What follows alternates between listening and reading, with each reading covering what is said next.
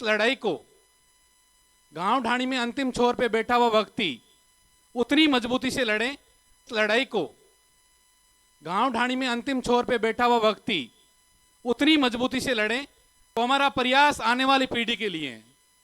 क्योंकि यहाँ से सब लगभग मेरे से सभी बड़े हैं, तो हमारी पीढ़ी तो गुजर गई है।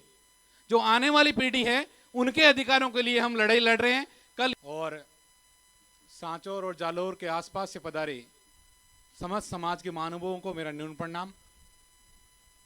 ओबीसी आरक्षण संघर्ष समिति के बैनर तले इस मीटिंग में आप सभी ने अपना अमूल्य समय निकाल के समाज को एक नई दिशा और एक दशा देने का काम किया।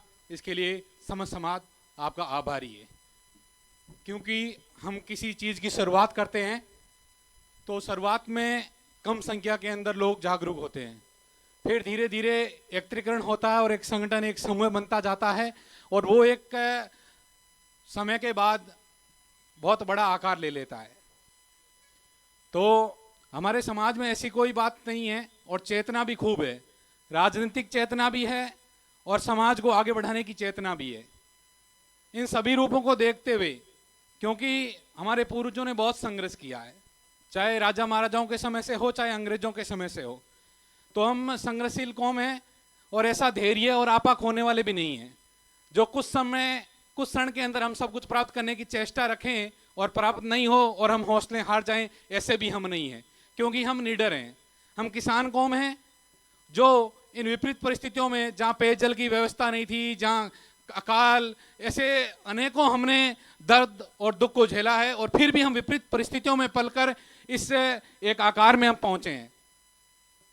हमारा समाज एक शांतिप्रिय समाज है और आरक्षण के लिए हम हमारा हक मांगते हैं और हक मांगने से नहीं मिलता है, ये आप सबको पता है और सब बुद्धिजीवी हैं। आप हक छीनना पड़ता है, अधिकारों की लड़ाइयों को लड़ना पड़ता है और लड़ाई कितनी होती है इसका हम आकलन नहीं कर पाते हैं। और इससे पूर्व में क्या हुआ आरक्षण से संबंधित, ये आपको विस्तृत रूप से कहीं और वक्ता है जो बताएंगे और आप सबको पता ही होगा।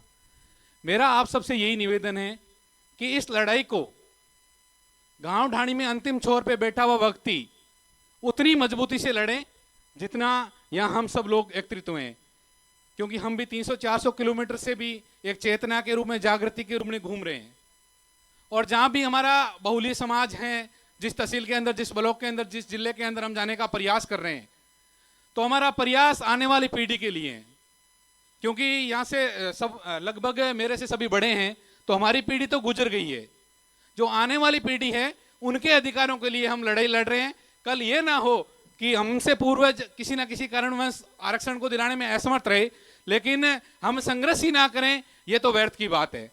इसीलिए मैं कहना चाहूंगा, ये राहें ले जाएगी मंजिल तक जरा हौसला रख, ये राहें ले जाएगी मंजिल तक जरा हौसला तो रख। क्या कभी सुना है अंधेरे ने सवेरा नहीं होने दिया, क्या कभी सुना है अंधेरे ने सवेरा नहीं होने दिया। इसी के साथ बोले गुरुजम्बेश्वर भगवान की धन्यवाद।